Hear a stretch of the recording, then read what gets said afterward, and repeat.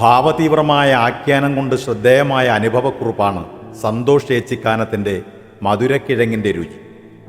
ചെറുകഥയ്ക്ക് കേരള സാഹിത്യ academy award നേടിയിട്ടുള്ള സന്തോഷ് ഏച്ചിക്കാനത്തിൻ്റെ ഒറ്റവാതിൽ എന്ന കഥ ഈ ചാനലിൽ ഞാൻ അവതരിപ്പിച്ചിട്ടുണ്ട്.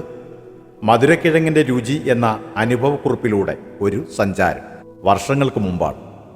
ഒരു ദിവസം ഞാൻ ബേഡെടുക്കയിലുള്ള എൻ്റെ അമ്മയുടെ വീട്ടിൽ ചെന്നതായിരുന്നു. ബസ്സിറങ്ങി കുറച്ചു ദൂരം നടന്നൊരു കയ്യാല കയറി പാറക്കെട്ടുകളും കുറ്റിച്ചെടികളും നിറഞ്ഞ ഇടവഴിയിലൂടെ നടന്ന് കവുങ്ങിൻ തോപ്പിൽ ഇറങ്ങിയപ്പോഴേക്കും കുറേ ആളുകൾ ധൃതിയിൽ നാട്ടിക്കണ്ടത്തിന് നേരെ ഓടിപ്പോകുന്നത് കണ്ടു.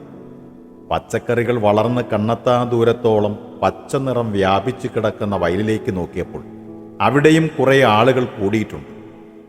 എന്തെങ്കിലും അത്യാഹിതം സംഭവിച്ചു കാണും, അല്ലെങ്കിൽ ആളുകൾ ഇങ്ങനെ വെപ്രാളപ്പെട്ട് ഓടിപ്പോകേണ്ട കാര്യമില്ലല്ലോ. കണ്ടത്തിലെ ഈർപ്പം മാറാത്ത മൺകട്ടകൾക്ക് മേൽ ഏതെങ്കിലും ഒരു പരിചയക്കാരൻ മരിച്ചു കിടക്കുന്നത് ഞാൻ സങ്കല്പിച്ചു നോക്കി. പക്ഷേ ഓടിപ്പോകുന്ന ആളുകളുടെ മുഖത്ത് ഒരു ദുരന്തം നടന്നതിൻ്റെ മ്ലാനതയൊന്നും കാണാനില്ല. പിന്നെ ഒന്നും ആലോചിച്ചില്ല, ഞാനും അങ്ങോട്ട് വച്ചു പിടിച്ചു. അവിടെ എത്തിയപ്പോൾ കണ്ട കാഴ്ച എന്നെ നിരാശപ്പെടുത്തി. കുറേ പേർ ഇരുന്ന് മധുരക്കിഴങ്ങ് മാന്തിക്കൊണ്ടിരിക്കുകയാണ്. കൂട്ടത്തിൽ 2 കുട്ടികളുമുണ്ട്.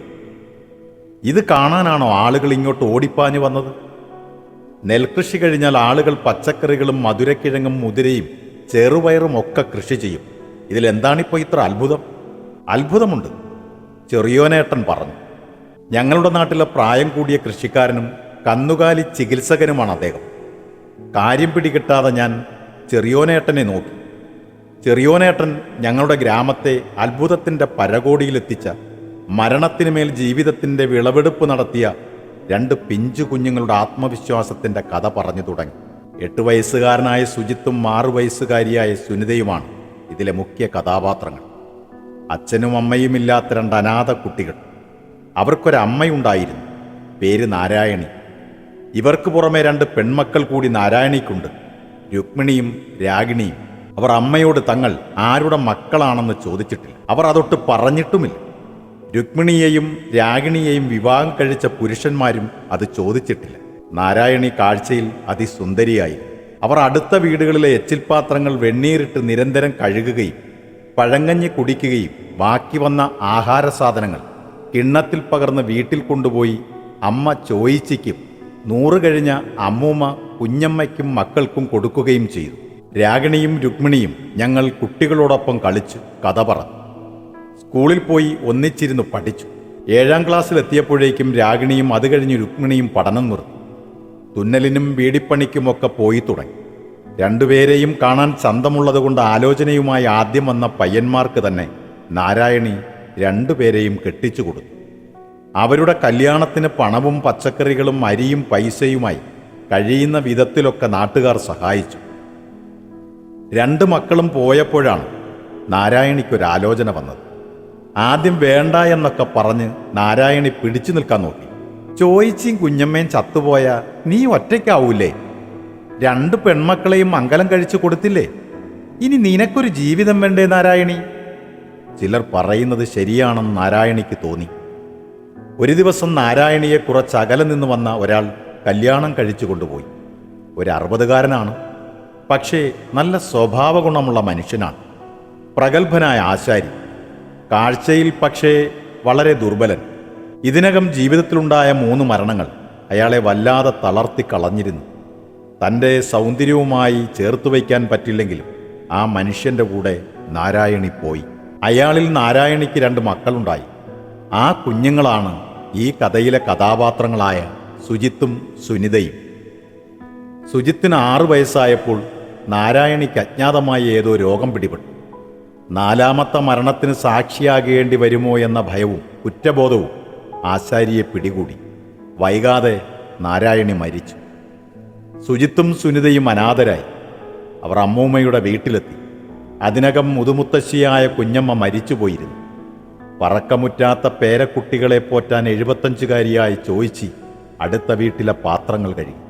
കുളിച്ച കഞ്ഞിയും പഴകിയതും ഒരിക്കലും പാകമാകാത്തതുമായ ഉടുപ്പുകളുമായി തിരിച്ച് കൂരയിലെത്തി. പാകത്തിനനുസരിച്ച് സുജിത്ത് മിടിയും സുനിത ആൺകുട്ടികളുടെ ട്രൗസറും ഇട്ടു. ചെറിയോനേട്ടൻ കാണുന്നതിന് മുമ്പ് അതുങ്ങളെ ഒരു ദിവസം ഞാൻ കണ്ടിട്ടുണ്ട്. മുടിവെട്ടാൻ കാശില്ലാതെ പെൺകുട്ടികളെ പോലെ നടക്കുന്ന സുജിത്തിന് ദാനം കിട്ടുന്ന വസ്ത്രങ്ങൾ ലിംഗഭേദമില്ലാതെ യഥേഷ്ടം ഉപയോഗിക്കാൻ ആ രൂപം വളരെയേറെ സഹായിച്ചു. എൻ്റെ കുഞ്ഞുങ്ങൾക്ക് ഒരു കൈക്കോട്ട് പിടിക്കാനുള്ള ശേഷി കിട്ടും വരെ എന്നെ മടക്കി വിളിക്കല്ലേ ദൈവമേ എന്ന് ചോദിച്ച് നിരന്തരം പ്രാർത്ഥിച്ചു കൊണ്ടിരുന്നു. ഇത്തിരി മണ്ണുണ്ട്, അതിൽ കപ്പയിട്ടെങ്കിലും അവറ്റകൾ ജീവിച്ചോളും. പക്ഷേ ദൈവം ചോദിച്ചിയുടെ വിളി കേട്ടില്ല. പ്രാർത്ഥന കൊണ്ട് മറികടക്കാൻ പറ്റുന്നതിനേക്കാൾ അവരുടെ ശരീരം ക്ഷീണിച്ചു പോയിരുന്നു. മരണത്തിൻ്റെ ആഘാതത്തിൽപ്പെട്ട് കണ്ണീര് പോലും പുറത്തു വരാത്തവണ്ണം ആ കുട്ടികൾ മരവിച്ചുപോയി. ഇപ്പോൾ വീഴുമെന്ന് തോന്നുന്ന ഓലപ്പുരയും 5 സെന്റ് മണ്ണും മാത്രം. ആശാരിയുടെ സ്വത്തൊക്കെ മറ്റ് 3 ബന്ധത്തിലുണ്ടായിരുന്ന മക്കൾ പകുത്തെടുത്തു. ഈ കുഞ്ഞുങ്ങൾ എങ്ങനെ ജീവിക്കും? ഗ്രാമം മൂക്കത്ത് വിരൽ വെച്ചു. പതുക്കെ ആ കുഞ്ഞുങ്ങളെ എല്ലാവരും മറന്നു. ഭക്ഷണവുമായി ഇനി ഒരിക്കലും അമ്മൂമ്മ വരില്ലെന്ന് മനസ്സിലായപ്പോൾ 8 വയസ്സുകാരനായ സുജിത്ത് മെല്ലെ പുറത്തിറങ്ങി. കുറച്ചു ദിവസം അയൽക്കാരൊക്കെ എന്തെങ്കിലും കഴിക്കാൻ കൊടുത്തു. അവൻ അനുജത്തിയെ തോട്ടിൽ കൊണ്ടുപോയി തണുത്ത വെള്ളത്തിലിരുത്തി കുളിപ്പിച്ചു. തലമുടി തോർത്തിക്കൊടുത്തു. മഴ പെയ്തപ്പോൾ തൻ്റെ പുതപ്പ് അവൾക്ക് കൊടുത്തു. ഇടിവെട്ടിയപ്പോൾ അവൻ പേടിച്ചില്ല, സന്തോഷിച്ചു. ഇടിവെട്ടിയാൽ കൂണുകൾ മുളയ്ക്കുമെന്ന് ചോദിച്ച് പറഞ്ഞുകൊടുത്തിരുന്നു. കുമിളുകൾ മുളച്ചാൽ പിറ്റേന്ന് കാലത്ത് അതൊക്കെ നുള്ളിയെടുത്തു കൊണ്ടുവന്ന് പുഴുങ്ങിക്കഴിക്കാമല്ലോ. മരണത്തെയും അനാഥത്വത്തെയും ആ കുട്ടികൾ മെല്ലെ മെല്ലെ അതിജീവിക്കുന്നത് ഗ്രാമം കോരിത്തരിപ്പോടെ നോക്കി നിന്നു. സുജിത്ത് തവര പൊട്ടിച്ചു കൊണ്ടുവന്ന് ഉപ്പിട്ട് 3 നേരവും കഴിച്ചു.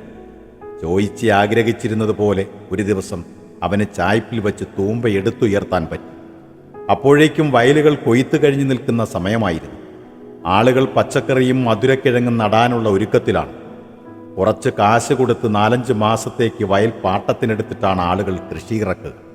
സുജിത്തും സുനിതയും വയൽവരമ്പിലിരുന്ന് നിരാശരായി. കുറച്ച് മധുരക്കിഴങ്ങ് നട്ടാൽ കൊള്ളാമെന്നുണ്ട്, പക്ഷേ വയൽ പാട്ടത്തിനെടുക്കാൻ കാശെവിടെ? അങ്ങനെയാണ് അവർ ചെറിയോനേട്ടനെ കാണുന്നത്. വെറുതെ ചോദിച്ചതാണ്, ഞങ്ങൾക്ക് തിന്നാൻ ഒന്നുമില്ല, നിങ്ങളെ കണ്ടത്തിൽ ഞാൻ കുറച്ച് കേങ്ങ് നട്ടോട്ടെ? സുജിത്ത് ചോദിച്ചു. ചെറിയോനേട്ടൻ ചിരിച്ചു. ഒരു കൈക്കോട്ട് പൊന്തിക്കാൻ കഴിയാത്ത നീയോ? എനിക്ക് പൊന്തിക്കാൻ പറ്റും. അവൻ അവിടെ ഇരുന്ന കൈക്കോട്ടെടുത്ത് പൊക്കിക്കാണിച്ചു. ചെറിയോനേട്ടന് സങ്കടം വന്നു. ആ കണ്ടം നീ എടുത്തോടാ. ചെറിയോനേട്ടൻ കുറേ വയൽ കഷ്ണങ്ങൾക്കിടയിൽ നിന്നും തൻ്റെ മണ്ണിലേക്ക് വിരൽ ചൂണ്ടി. സുജിത്തിനും സഹോദരിക്കും സന്തോഷത്തിന് അതിരില്ലായിരുന്നു. കാലത്തു മുതൽ അസ്തമിക്കും വരെ അവർ രണ്ടുപേരും ചെറിയ തൂമ്പയും കൈക്കോട്ടുമായി കഴിച്ചുകൂട്ടി. ദിവസങ്ങൾക്കുള്ളിൽ അവർ വയൽ കിഴങ്ങ് നടാൻ പാകത്തിൽ ഒരുക്കിയെടുത്തു. മറ്റുള്ളവർ ഉപേക്ഷിച്ച കിഴങ്ങ് വള്ളികൾ മുറിച്ച് ചാലുകീറി നട്ടു. പഴയ 2 മൺകുടങ്ങൾ ചെറിയോനേട്ടൻ അവർക്ക് നൽകി. ഒരു ഉറുമ്പരിമണി കൊണ്ടുപോകും പോലെ പ്രയാസപ്പെട്ട് അവർ തോട്ടിൽ നിന്ന് കുടം അതിസാഹസികമായി മുക്കിയെടുക്കുന്നതും കിഴങ്ങുവള്ളികൾ നനയ്ക്കുന്നതും നാട്ടുകാർ അമ്പരപ്പോടെ നോക്കി. മറ്റുള്ളവരെ പോലെ ഈ കുട്ടിക്കൃഷിക്കാരുടെ കിഴങ്ങുവള്ളിയും തളർത്തു. രാത്രി സഹോദരിയെ ചേർത്ത് പിടിച്ച് സുജിത്ത് തൻ്റെ സ്വപ്നം പറഞ്ഞു. കിട്ടുന്ന കേങ്ങി നിന്നും നമുക്ക് കുറച്ചെടുത്ത് പുഴുങ്ങി ഉണക്കാം. അടുത്ത കൊല്ലം തിന്നാലോ. തവര തിന്ന് എനിക്ക് മതിയായി. അവൾ ചിരിച്ചു. ആദ്യം കേങ്ങുണ്ടാവട്ടെ. കിഴങ്ങുവള്ളികൾ തളിർക്കുന്നതും പാമ്പിനെ പോലെ തടത്തിൽ നിന്ന് അത് ഇഴഞ്ഞു പോകുന്നതും അതിൻ്റെ വേരുകൾ വയലറ്റ് ബലൂൺ പോലെ വീർത്തു പാകമാകുന്നതും ഓർത്തപ്പോൾ സുജിത്തിന് കണ്ണിൽ വെള്ളം നിറഞ്ഞു. എന്താ കരയുന്നേ? സുനിത ചോദിച്ചു. ഞാൻ അമ്മൂമ്മേനെ വിചാരിച്ചു പോയി, അവൻ പറഞ്ഞു. മാസങ്ങൾ കഴിഞ്ഞു. വയൽ നിറയെ കിഴങ്ങുവള്ളികളുടെ വയലറ്റ് നിറം പരന്നു. ഇനി വിളവെടുപ്പിന് ഏതാനും മാസങ്ങളേ ഉള്ളൂ. അതുവരെ കൃഷിക്കാർ കൊടുത്ത ആഹാരത്തിന് പകരമായി വള്ളികൾ തങ്ങളുടെ വേരുകളിൽ നന്ദി നിറച്ചു വയ്ക്കുന്ന സമയമാണ്. ഒരു കിഴങ്ങ് തൊലി പൊളിച്ച് കടിക്കുമ്പോൾ അതിൻ്റെ പാൽനീരിൽ നിന്നും നാവിലേക്കിറങ്ങുന്ന മധുരത്തെക്കുറിച്ച് ഓർത്തപ്പോൾ സുനിതയുടെ വായിൽ വെള്ളം മൂറി. പക്ഷേ പെട്ടെന്നൊരു ദിവസം കിഴങ്ങുവള്ളികൾ മഞ്ഞ നിറം വ്യാപിച്ചു. ചെടികൾ കരിഞ്ഞു തുടങ്ങി.